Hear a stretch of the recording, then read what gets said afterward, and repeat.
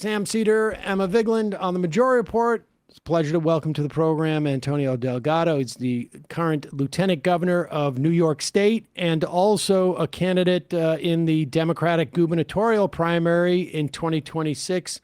Lieutenant Governor, welcome to the program. Thanks for having me. Good to be here with you. It's pretty. It's not typical to see a lieutenant governor running against a sitting governor. And in fact, Hochul was the one, I believe, appointed you at one point when she became governor. Give us a sense of why you made this decision. Status quo is broken. It's not working for people every single day. Every day New Yorkers are being left behind. And what I have learned is absent bold, decisive, transformational change in this moment, we're not going to be in a position to restore people's confidence in this thing we call democracy.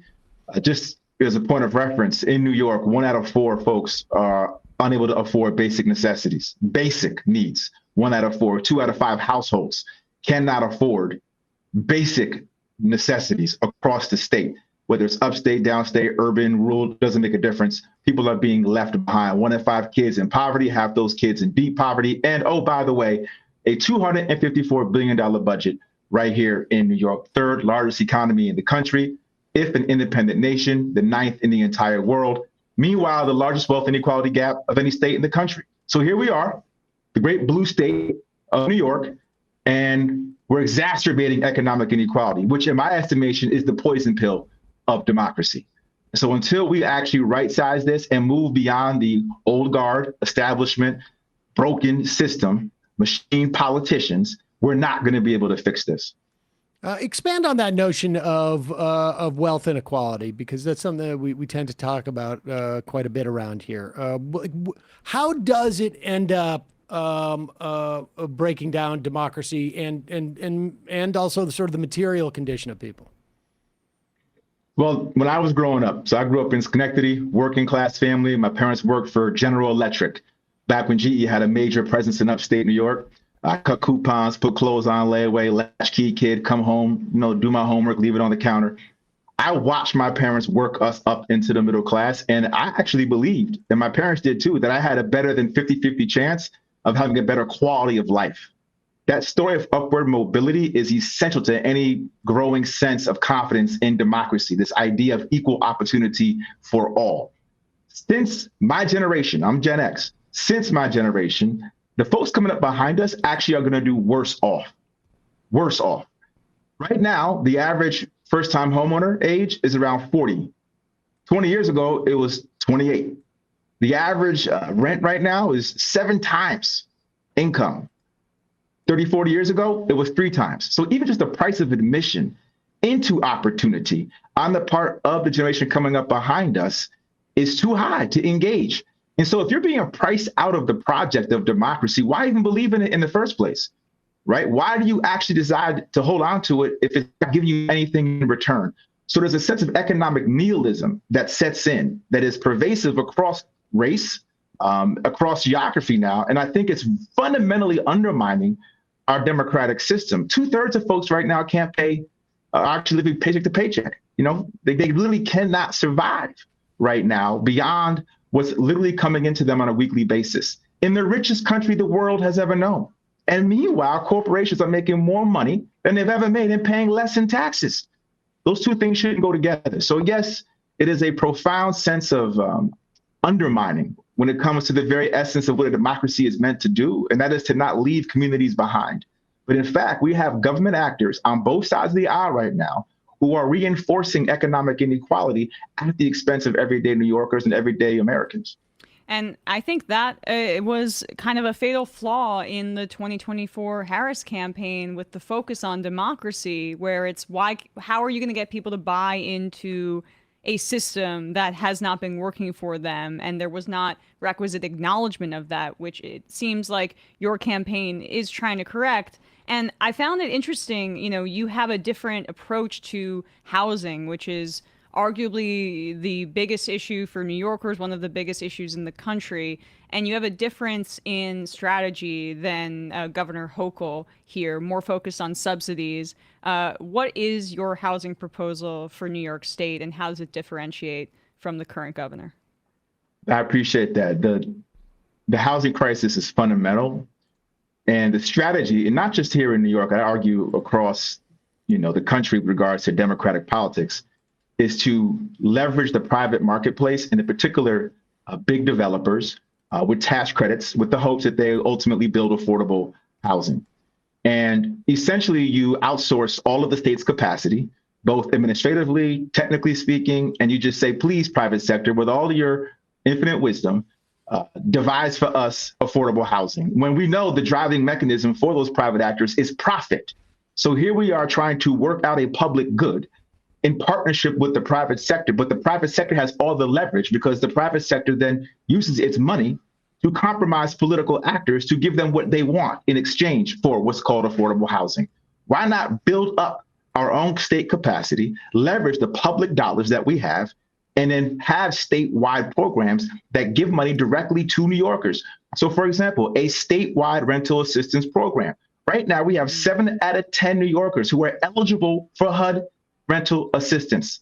And right now, our governor has proposed a $50 million pilot program.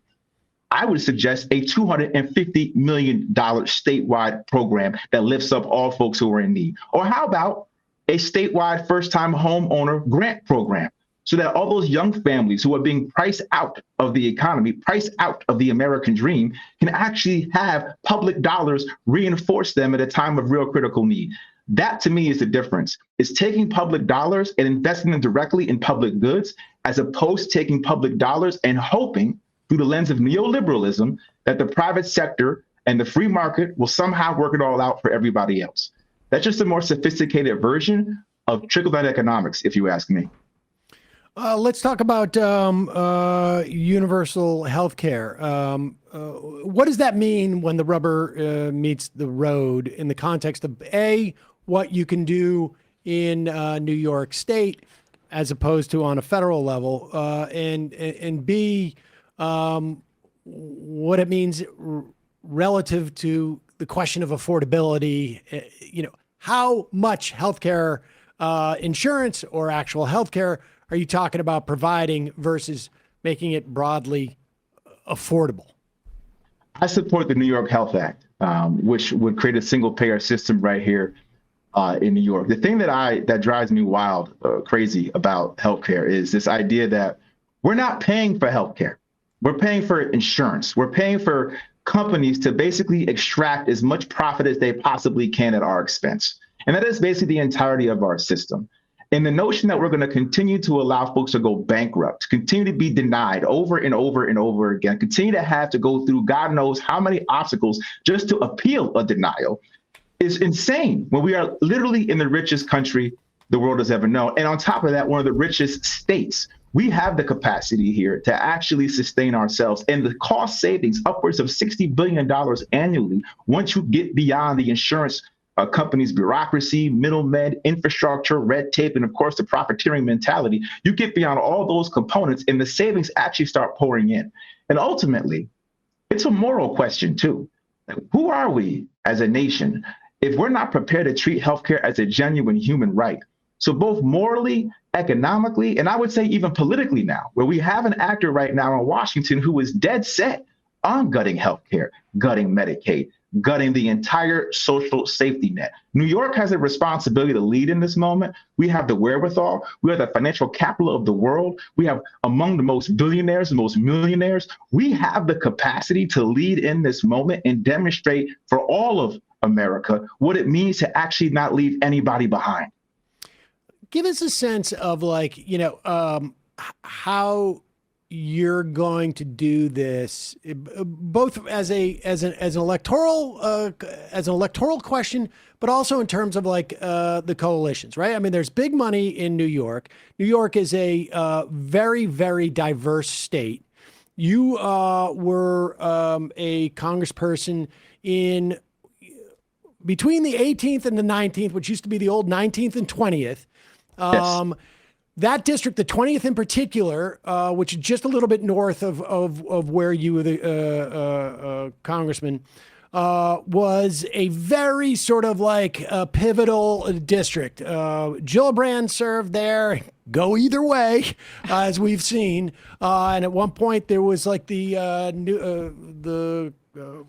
Congressman Sweeney, who was in the. Well, let me clarify one thing. So I just want to be clear, just so because I'll make sure the listener knows the district that you're referring to is actually redrawn in 2010.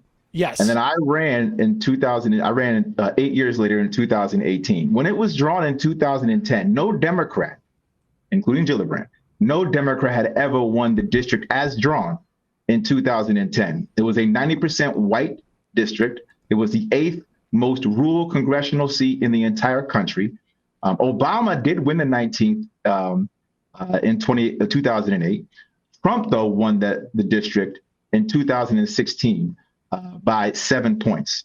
And at that point, no Democrat had ever won the district. So when I ran and we flipped that seat, I became the first person of color to represent upstate New York in Congress, the first Democrat to actually represent the district.